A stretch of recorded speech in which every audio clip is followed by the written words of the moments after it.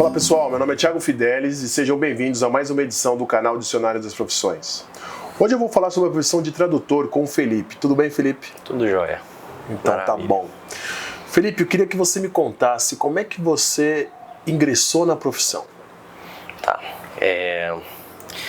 Bom, a minha história começa, acho que como muita gente que acaba aprendendo inglês, né? Tem que começar lá do comecinho. Então, eu era mais um desses moleques que adorava jogar um videogame e ficava curioso, ia aprendendo e tal.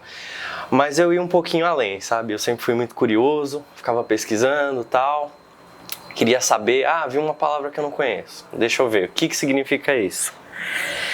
E assim foi, né? Eu fui meio que absorvendo as coisas sem perceber, o que foi ótimo pra mim lá na frente. Bom, cursei meu ensino médio, tal, já tentando pensar naquilo que eu faria, me destacando na área do inglês, acho que sempre foi a parte que eu tive mais tranquilidade. E aí chegou a hora do momento da decisão, né? Final do ensino médio, 2000 e... Vixe, faz tempo já. Final do ensino médio e falei, cara, o que eu vou fazer? Não sei o que eu quero fazer, não sei o que eu quero fazer. E eu comecei a pensar, olha, eu me dou bem com inglês, né? Me dou super bem com inglês.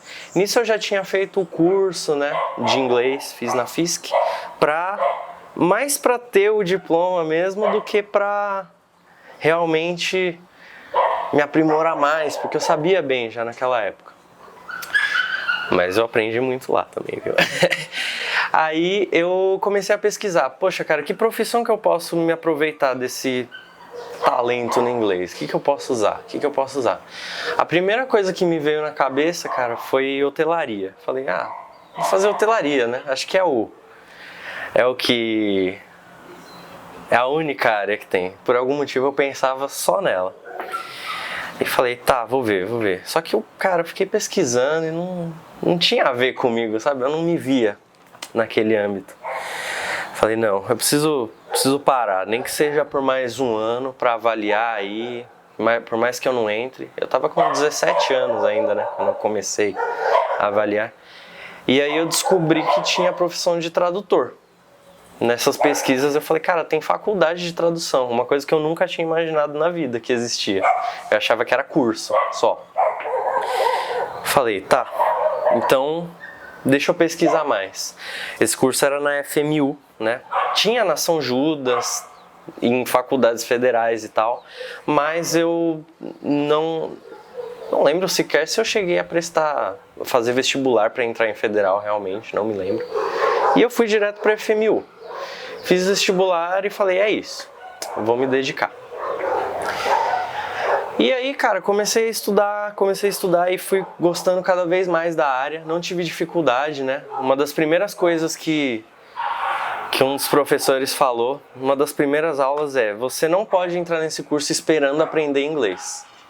Não é aqui que você vai aprender, você já tem que entrar aqui sabendo. E eu fui me identificando cada vez mais e falei, cara, é isso que eu vou fazer. Depois disso eu passei a trabalhar por um tempo, eu comecei a procurar estágio, né? E trabalhei na CET, a Companhia de Engenharia de Tráfego aqui de São Paulo. Mas eu era mais um redator, o meu trabalho tinha mais a ver com jornalismo do que com a tradução em si. Mas foi onde eu aprendi melhor a me comunicar, né?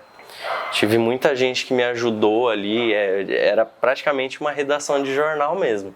Eu escrevia minhas matérias, eu toquei a revista da CET lá. Então foi um lugar onde eu me desenvolvi como um redator em português. E aí chegando no final desse estágio, eu falei, cara, tá acabando. Aí eu voltei a sentir aquela pressão o meu limite tá chegando e eu preciso partir para uma coisa nova. E foi aí que uma professora minha publicou, eu acho que ela publicou no Facebook, não me lembro.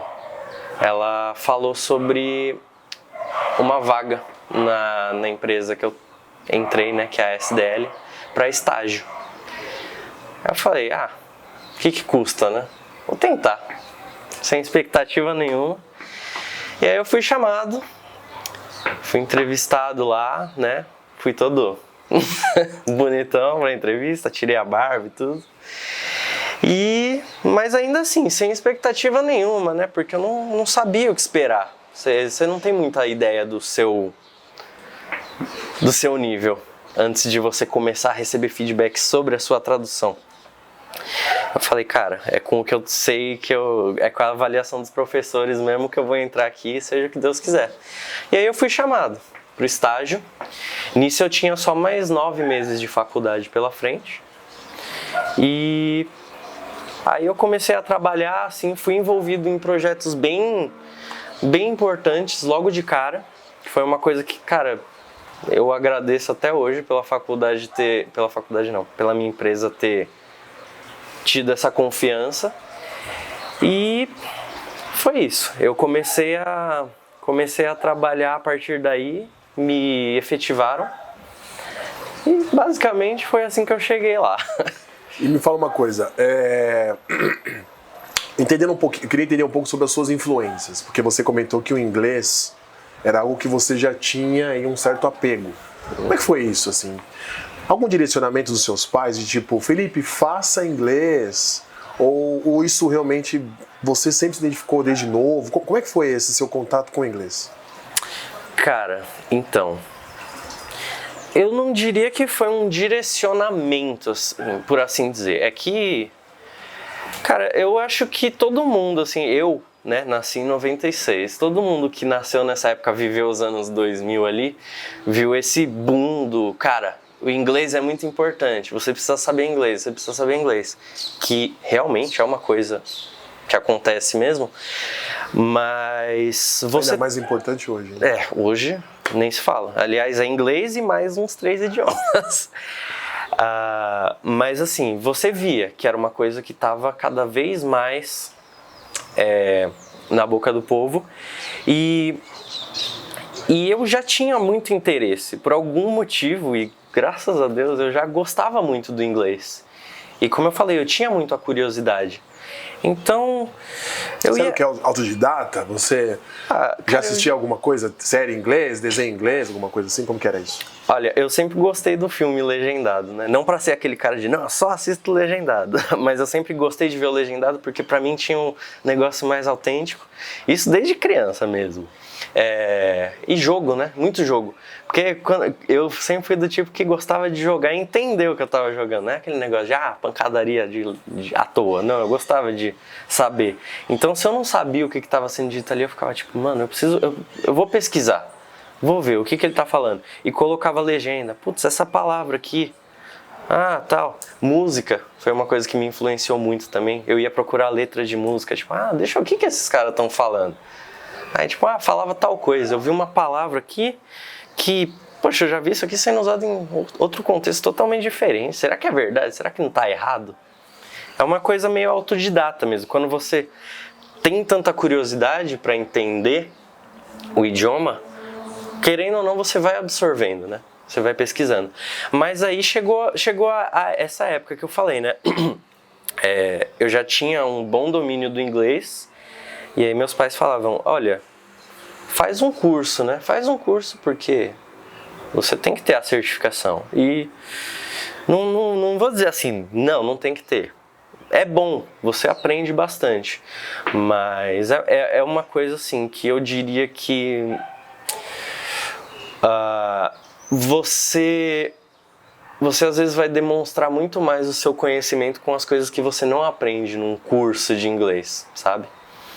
Porque é muito estruturado, né? E o inglês, cara, é uma coisa doida. O português, a gente sabe como é. É coisa que muda. É coisa que você usa palavras que você jamais imaginaria para expressar um contexto aqui. Então, a curiosidade faz muita parte do que você vai desenvolver de conhecimento no idioma, cara. Você citou uma coisa também interessante, que é aquela questão de quando você conclui o ensino médio. Sim. Sobre aquela pressão de você, seja por familiares, seja pelo sistema educacional, por um Enem, ou por amigos, que você tem que escolher uma profissão. E às vezes a gente sabe que um adolescente eu passei por isso, e milhares também aqui que nos assistem passaram, e acaba se identificando. Aquela coisa de você precisa escolher imediatamente algo, e aí às vezes você se vê meio que o tempo está acabando. Sim. Contagem regressiva. Como é que você acabou lidando com isso? Assim, tipo, você chegou na tradução, mas você sofreu também essa pressão. Como é que você acabou lidando com essa questão? Cara, eu diria até que eu tive certa sorte com isso, sabe? Eu não demorei tanto para encontrar o meu caminho, sabe? Mas é uma coisa que eu comecei a me sentir meio assim, sim, porque eu sentia, parece sempre que todo mundo já sabe, né? Eu não sei, isso não é nem só dessa época. Sempre parece que todo mundo já sabe pra onde vai e só você que não. Mas como eu lidei com isso foi tipo, como eu disse, por sorte eu não demorei tanto pra encontrar meu caminho, sabe? Eu quis testar. Eu falei, eu vou fazer esse curso. Não era uma faculdade paga, não era das mais caras, então eu falei, poxa, não custa nada, né? Eu vou tentar, vou fazer, eu trabalhava, né? Sempre tentava fazer alguma coisinha. Minha mãe trabalhava com pesquisa de mercado, eu ajudava ela sempre que possível para tirar uma coisinha assim por cima. Então eu falei, cara, eu vou entrar nisso, porque eu não quero ficar parado. Eu não quero ficar esperando o tempo correr enquanto eu penso. Então eu vou me arriscar, vou entrar ali e vou ver se é aí que eu me encontro mesmo.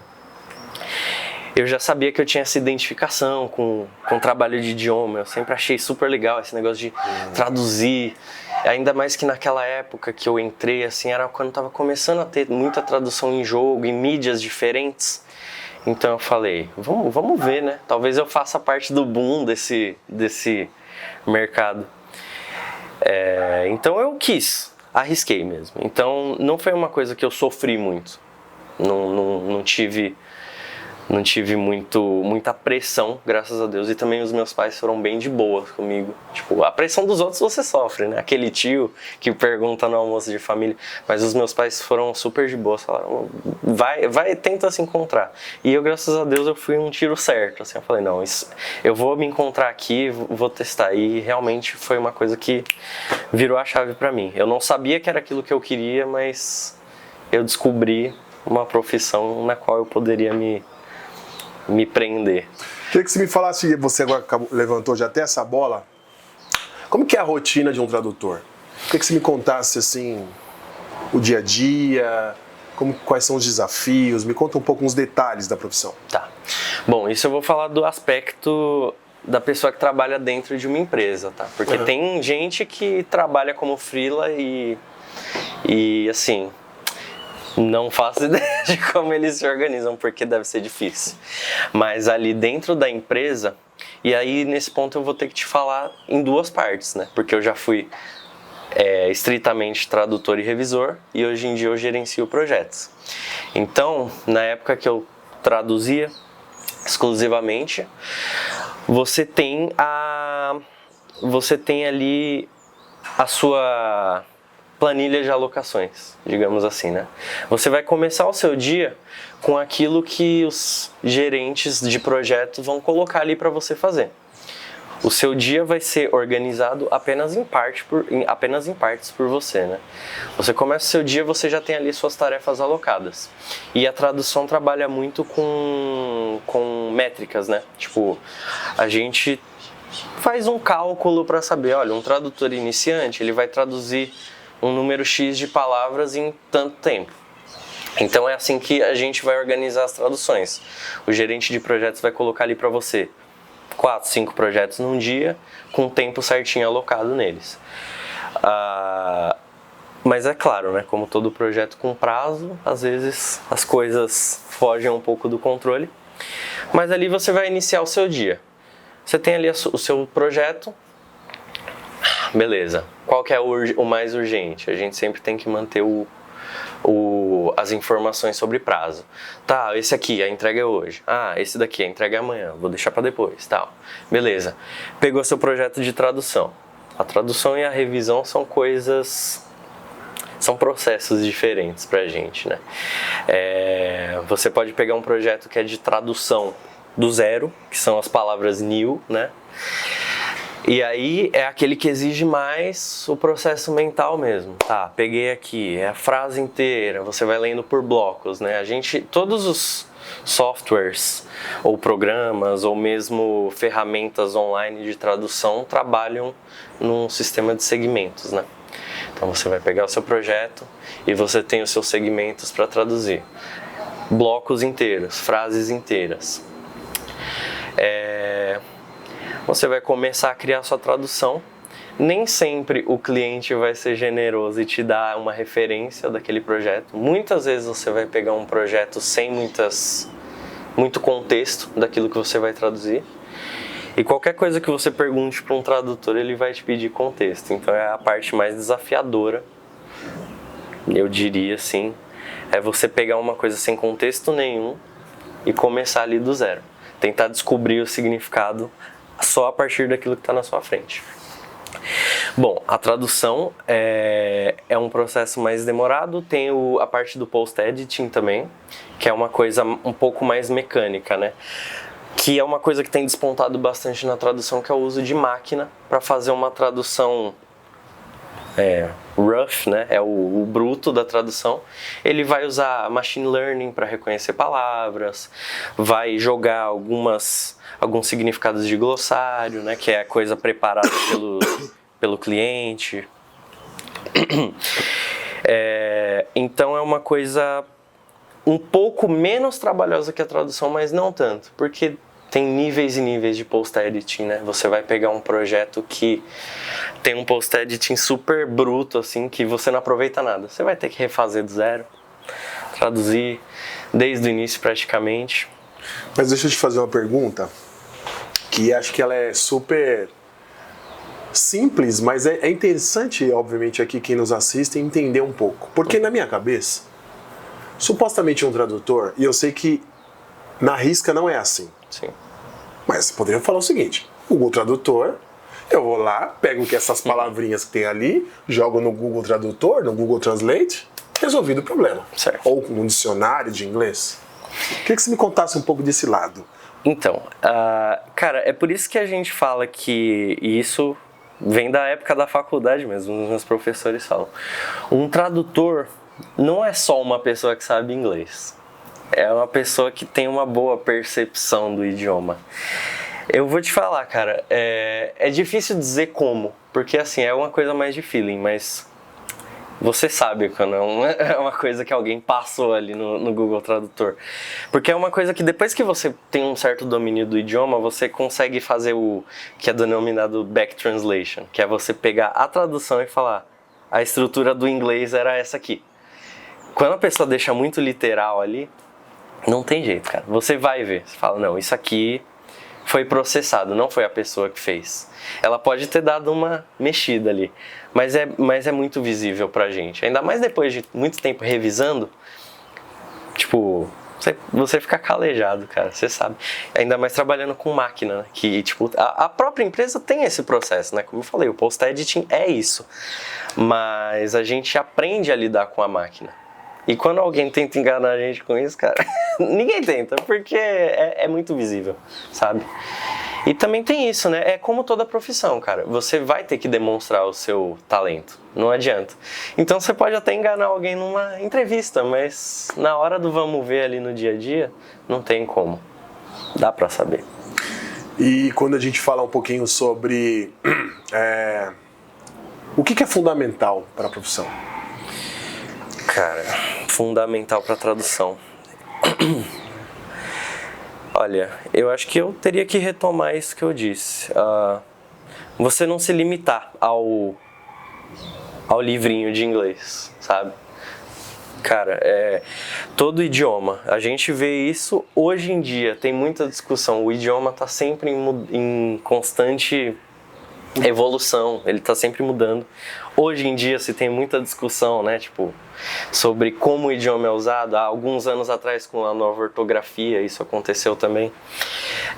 Então você não pode se limitar a eu aprendi o verbo to be. não, isso aqui tem que ser, o significado tem que ser esse aqui. Eu aprendi isso aqui, é assim que é feito. Então, é aquilo que vale para toda a profissão, eu acho, né, cara? Você não pode se deixar limitar pelo conhecimento dentro da caixinha. Você tem que aprender a deixar a coisa fluir, porque o idioma vai mudar, queira você ou não, e você vai ter que se adaptar. O que não fazer? O que não fazer dentro da tradução? Não pense que você vai aprender tudo durante o processo. Não pense isso, porque você vai ter dificuldade, cara. Não adianta. Assim, eu nunca esqueço dos primeiros projetos que eu peguei, sabe? Eu já sabia inglês, eu tinha um bom nível de inglês. E eu peguei aquilo ali e eu falei, cara, meu Deus, eu não sei nada. É muito surpreendente. Então, se você pensa que, eu vou entrar nessa área mas eu vou pegando um jeito, claro, muita coisa você vai aprender. Isso toda a profissão, mas deixar para aprender muito do que é a profissão, do que é a tradução, do que é o inglês, do que é o português, na hora do vamos ver, isso vai te passar uma rasteira. E também eu diria que assim, não seja uma pessoa desorganizada, porque a tradução é uma coisa assim de prazo, é muito prazo, é prazo. E quando você é uma pessoa que não consegue se organizar, cara, eu acho que é um desafio muito grande. Você se frustra, porque é muito difícil para você saber o que priorizar e, cara, não tem nada mais desesperador do que ver um projeto indo embora, assim, sem você nem ter começado. E também você frustra os outros na sua relação profissional, então fica uma coisa bem chata. Então, não seja desorganizado. Uma pergunta que eu gosto de fazer, que quando você está na teoria, lá na faculdade, na graduação, quando você fazia, é uma coisa. Chega na hora da prática, você fala assim, pô, isso aqui não me contaram. Sim. O que não te contaram na graduação, que hoje, na prática, você acha importante eles saberem? Deixa eu pensar. Cara, olha, eu vou te falar a verdade. Eu tive muita aula prática na faculdade e, por sorte, eu tive uma professora muito, muito boa, que, assim, me fez evoluir de uma forma absurda, que é a Cissa. Se ela algum dia assistir isso. Olá, Cissa. E eu diria que ela nos passou uma visão muito próxima do que era, cara. Graças a Deus. Eu acho que isso é uma coisa que... Como é o nome dela? Cissa. Cissa, parabéns. Maria Cecília. Eu já conversei com milhares de profissionais, mas todos falaram pra mim que a teoria é uma, a prática é outra. Sim. Você é o primeiro que tá me falando assim, olha, na teoria eu consegui chegar muito próximo do que eu faço hoje. Sim, eu não posso te dizer, cara, 100%, nunca é 100%. E muitos professores colaboraram com isso, né? Que a Maria Cecília, ela era aquela que te empurrava ao máximo, mas Gustavo, a professora Ana, eu esqueci o nome dela, Ana, enfim, aqueles professores que colaboram com você. Eles, cara, e isso é uma coisa que eu acho legal de dizer, assim, muita gente fala, não, poxa, mas fez uma faculdade particular, não sei o que ainda existe um pouco esse preconceito, mas eles pelo menos na minha época ali, eles conseguiram nos colocar numa posição de bastante conhecimento da área. Isso eu achei bastante incrível. Eu nunca estava assim despreparado para os prazos. Eu já entrei na profissão sabendo que eu estava ferrado. Cara, você tem que fazer aquilo e é na hora. O cliente vai chegar para você num prazo muito louco. Talvez, eu acho que o que eu posso te dizer mais dentro da sua pergunta é isso. Eu acho que você não espera a loucura que é. Ninguém nunca vai te preparar para a loucura da profissão, sabe? Tipo, ninguém nunca vai te dizer, cara, vai chegar um dia que o cliente vai chegar com uma solicitação que é impossível, simplesmente. Você sempre acha que é aquela cabeça de universitário, né? Ah, não, mas tudo tem seu jeito ali. Eles vão fazer uma solicitação que você vai conseguir cumprir. E ninguém nunca vai chegar e te dizer, olha, eles vão chegar e te pedir para você fazer um projeto de 1 mês em 1 dia. Isso acho que você nunca vai estar preparado, por mais que alguém te diga isso. E eu creio que devam ter dito, mas você nunca vai achar que realmente é aquilo. Eu acho que seria o mais próximo que eu cheguei, assim, de ser surpreendido na área. Como é que você olha para profissão no futuro? Cara, eu acho que a nossa profissão vai depender muito da tecnologia, como todas, né? Eu vejo já uma escalada muito grande do machine learning, o reconhecimento de palavras. Isso tá evoluindo em todas as áreas, mas para tradução isso vai ser, assim, fundamental. Você ter uma máquina te ajudando a traduzir é uma coisa que melhora a sua produção, assim, absurdamente. Então, eu acho que não tem nem o que questionar.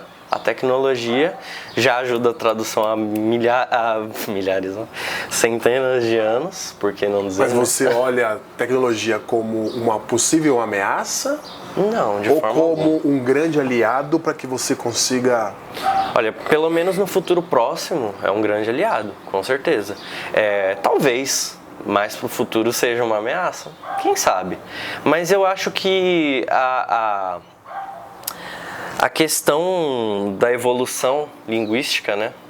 A forma como o idioma vai se desenvolvendo, nunca vai dispensar um ser humano, cara. É muito difícil isso, porque a evolução do idioma depende da gente. E para as máquinas estarem calibradas, para elas saberem como reconhecer, para elas fazerem aquela tradução que vai ajudar a passar a humanidade do seu texto, né? Que isso é o mais importante, você não fazer um texto que pareça que um robô passou a limpo ali. E, cara, o tom da humanidade ali é fundamental. Eu acho que, pelo menos por um bom tempo aí, a máquina e o ser humano vão trabalhar juntos aí na profissão. E isso tá acontecendo já e vai se desenvolver cada vez mais. Tem um exercício que eu gosto de fazer, onde eu peço para a pessoa que eu converso, ela me ajudar a desenhar e a montar uma trajetória para uma pessoa que sonha e pensa em ser um tradutor. Então vamos supor que eu hoje sou um adolescente, recém-formado do ensino médio e quero ser um tradutor. O que eu tenho que fazer? Que caminho que eu tenho que seguir para chegar hoje na profissão de um tradutor? Tá. Cara, eu acho que assim, antes mesmo de você pensar, eu não tô desincentivando, até confundir a palavra. Eu não quero desmotivar ninguém de entrar na faculdade específica da tradução, não é isso. Mas assim, antes mesmo de você pensar nisso... E na minha ignorância, eu achava que o tradutor fazia uma faculdade de letras... É letras. É letras. É letras, sim. Porque quando você comentou comigo, não, eu fiz faculdade de tradução. Sim. Eu falei, peraí, mas não é letras? Então, é porque as faculdades, elas têm, né, a ênfase, né? Tem a letras, a licenciatura, que é para você ser o professor, né, mais voltada para lecionar. E tem essa parte da tradução. Inclusive, acho que isso é até uma coisa que eu esqueci de mencionar. Eu vi letras lá e falei, poxa, letras, eu não quero ser professor. E aí eu descobri que tinha um curso de tradução, focado na tradução. Então, assim, mas o pessoal da licenciatura tem total capacidade de trabalhar na tradução também. Então, mas o negócio que eu digo é assim, você não precisa se prender tanto à parte do curso. Claro, poxa, cara, você tendo feito uma faculdade de tradução, sempre é bom você ter a base teórica para te ajudar ali. Mas... você vê que o inglês é uma coisa que você aprende. Então, antes mesmo de você pensar numa faculdade de tradução, você pula de cabeça no idioma.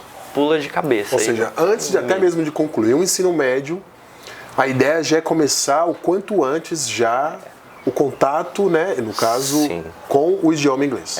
Porque a gente sabe que a gente aprende muita coisa quando a gente aprende muito mais fácil quando a gente é mais novo, né? Claro, não existe idade para isso, mas você tem que entrar de cabeça no idioma mesmo, e você tem que, e não só o inglês, o português também, cara, porque a gente presume que sabe, né, porque é nosso idioma, mas o português é muito complexo.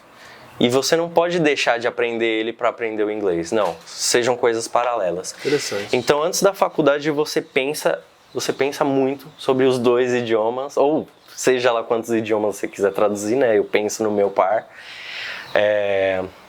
Depois disso, procure a tradução, tal, pela faculdade, ou sei lá. Eu acredito, assim, é que eu nunca me aprofundei muito por ter entrado direto na faculdade, mas eu acredito que tenham cursos mais específicos que não são especificamente na faculdade. E aí daí quando ele vai ingressar diretamente no mercado de trabalho, como um estagiário ou trainee, é uma profissão que ela tem bastante oportunidade? Como que é isso? Ela é... Olha, é uma coisa difícil de você perceber o tamanho fora do... Você não estando dentro do mundo da tradução, você não faz ideia. Eu só fui começar a ter o escopo geral da quantidade de oportunidades que tinha nesse meio depois que eu entrei na minha empresa e comecei a conhecer os concorrentes, né? Ficar sabendo, tipo, cara, eu não fazia a menor ideia de que tinha tanta agência de tradução.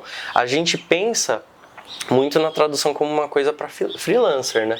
Porque você vê tanto nome de tradutor estampado na capa de livro, assim, você acha que é mais uma coisa, é o cara que entrou em contato com a editora, tal. As editoras têm, sim, com certeza, o seu pool de tradutores ali, mas empresas de tradução tem muitas, a gente não faz nem ideia. Eu diria que sim, é uma área que tem oportunidade e a demanda é grande, né? Cara, o português, na nossa empresa lá, a gente tem... Na nossa empresa não, acho que eu creio que seja uma coisa de área mesmo.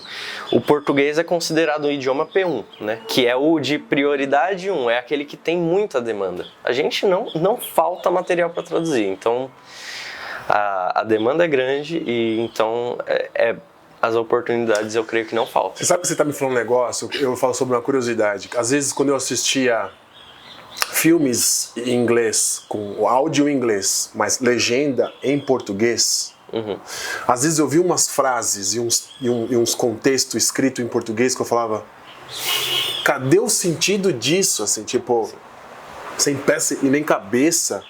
E aí você me fez lembrar aqui que, acredito, aí eu vou até te perguntar isso, assim, o campo de atuação de um tradutor, obviamente que tem um lado aí de empresa para você trabalhar com a parte de materiais empresariais, mas ele é amplo também, acredito, para você conseguir atuar na tradução de muita coisa. Sim. A gente faz legendagem lá também. É muita coisa. Eu tô falando uma coisa que é correto isso, né? Sim. Às vezes você vê umas traduções em legendas, em filmes, que você fala... Cara, cadê a concordância disso? Quer dizer, é o que você falou em relação ao português. Tipo, você olha e fala, a gente precisa ter um cuidado muito grande. A legendagem é até um processo dos quais eu esqueci de falar naquele processo, porque também não é uma coisa tão comum, pelo menos no meu dia a dia, né? O meu cargo eu sou um lead translator, então assim, a tradução nunca sai do meu dia, mas não é uma coisa que eu faço muito, mas já fiz muita legenda. A gente tem que tomar muito cuidado nesse processo. Porque, querendo ou não, você sempre sabe uma palavra de inglês, 2, 3. Se você não colocar alguma coisa imediatamente reconhecível na legenda ali, uma palavra que eu vi ali, e tá, isso realmente significa water, por exemplo. Se não apareceu água ali na legenda, você já não vai confiar naquele que você... Pô, isso aqui tá errado, cara. Não tem sentido.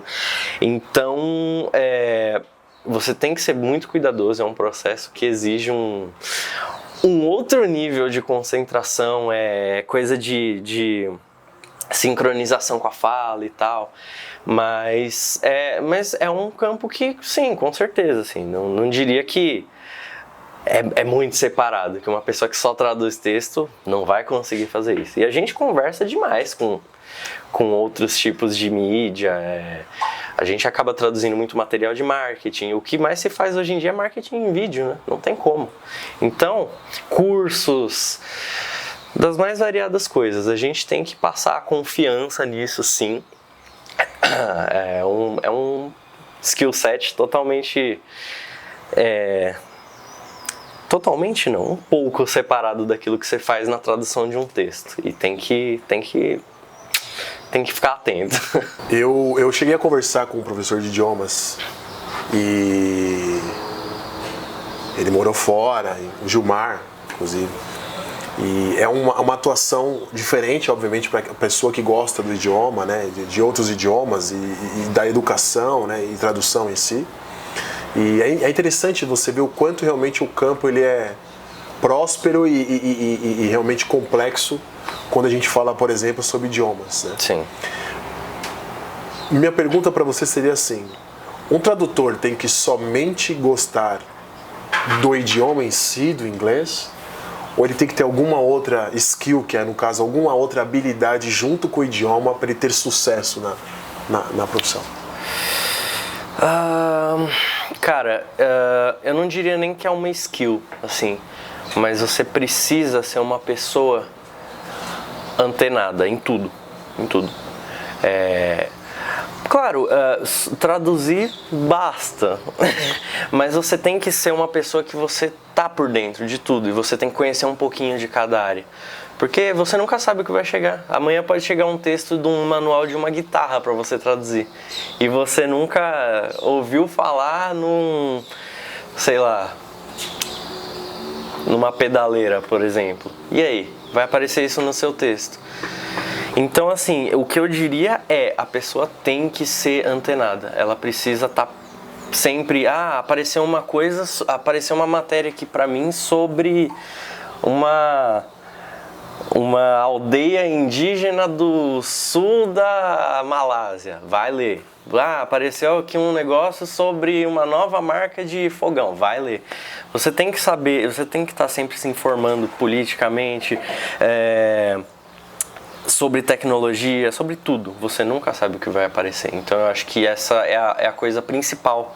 Logo após você gostar de traduzir, você gostar do seu idioma também, você tá sempre por dentro de tudo, porque vai fazer uma diferença grande, enorme. Você tem vocabulário, né? Você tem vocabulário quando você conhece o que você vai traduzir. Gosto disso porque você se atualizar, não só como tradutor, mas acho que como na maioria das profissões, você não pode parar, né? Não tem como. Você não pode ficar. Tanta coisa acontece de um dia para o outro, de uma semana para outra, de um mês para o outro, de um ano para o outro. As coisas mudam, né? Então você tem que estar sempre antenado, né, com tudo que está acontecendo. Sim, muita coisa do que você vai traduzir, dependendo do que você vai trabalhar ali na sua empresa, vai ter muita relação com assuntos atuais. Muita coisa. Na época das eleições de 2020 nos Estados Unidos, cara, se eu nunca tivesse assim me interessado por política, eu ia estar ferrado, porque... Boiando. Porque assim, chega um texto falando lá do parlamento americano, falando de termos que você nunca ouviu na sua vida. E aí, o que você vai fazer? Eu, graças a Deus, eu sempre me interessei, então... É uma coisa que você tem que estar sempre buscando informações, porque senão a onda te leva. A onda te leva e você vai produzir uma coisa que, por mais que esteja fluente e legal o seu texto, vai faltar um expertise, assim. Vai faltar aquele vocabulário que você vai ler, que o leitor vai falar assim, isso aqui a pessoa manja, sabe? Pode até ficar parecendo meio mecânico, porque pesquisei no Google, é isso aqui. E você colocou lá. É isso. Para fechar, quando a gente fala sobre o caminho das pedras da profissão, onde está o grande pulo do gato da profissão de tradutor?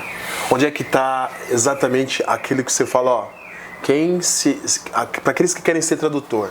A coisa que vira a chavinha. Que vira a chave é isso.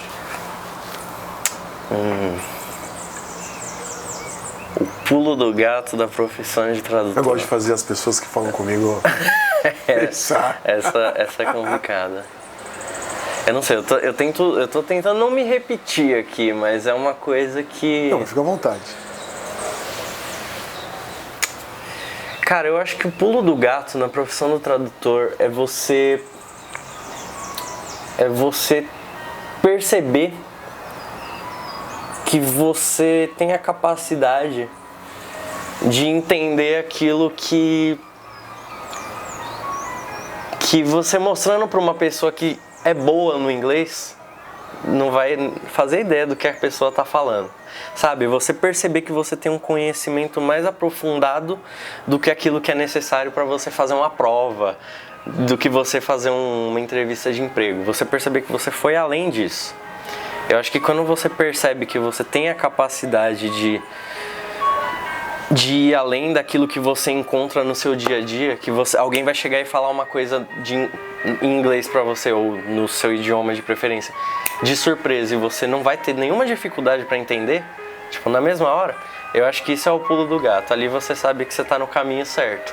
Por mais que você ainda tenha suas dificuldades, a partir do momento que você começa a reconhecer o idioma nas suas formas mais variadas e mais malucas que elas possam se apresentar para você, eu acho que isso é quando você descobre que talvez eu tenha um talento para isso. Seja um inglês shakespeariano ou um inglês do gueto que você do nada vai... tipo, você vai ser pego de surpresa, então legal. É bom estar preparado. Queria que você deixasse uma mensagem aqui para aqueles jovens e adolescentes também que estão buscando aí algum norte e que talvez a profissão de tradutor seja uma possibilidade para eles ingressarem. Olha, eu diria que assim, a minha profissão é uma coisa que ela conversa muito com as outras, com todos os campos. Então assim,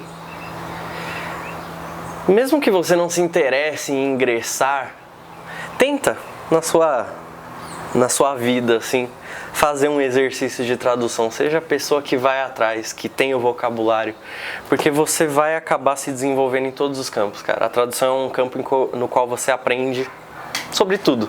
Então assim, vai expandindo seus horizontes. Considere, se você quiser ser tradutor, vai conhecendo o seu idioma, principalmente, se aprofunde nele e vai conhecendo tudo que o outro idioma tem a oferecer em todos os campos. Você vai longe. E mesmo que você acabe não sendo um tradutor, você vai conhecer muitas outras áreas e vai estar com expertise legal para o que quer que você escolha fazer. Acho que é isso. Obrigado. Valeu, Thiago. Obrigado pelo bate-papo aqui. Eu que agradeço. Espero que vocês tenham gostado. Inclusive aqui na legenda vou deixar aqui o Instagram do Felipe. Fiquem à vontade em procurá-lo para que de repente saber alguma informação, algum detalhe a mais. Quero convidar vocês também a acessar lá nosso canal no Instagram e ver alguns detalhes e informações também lá na nossa linha do tempo. Vou pedir para vocês compartilharem também, dar um like, deixar alguns comentários aqui também, porque com certeza isso fortalece aqui a gente. Cara, obrigado de novo, parabéns. Valeu, Thiago. Eu que agradeço. Sucesso aí pra você, tá pra bom? Vocês também. Valeu, gente. Tchau, tchau. Tchau, tchau. Boa. Cara, muito bom, hein? Legal. Eu não sei se eu fui muito prolixo em algumas partes, eu me enrolei. Cara, o caminhão do gás passou depois, eu tava pensando em pedir um gás aqui. O carro do gás. Você, deixa um gás aqui pra mim, por favor. Da hora, você quer? O Léo ficava olhando pra trás toda hora. Mas deu um berrinho também, deixa um gás aí pra mim. E esses carros passam exatamente no momento que a gente tá... Não, mas externo é isso, cara. Não tem jeito. Além dos pássaros lindos e maravilhosos, começa a vir. O som dos pássaros é agradável. Aí vem o carro do gás.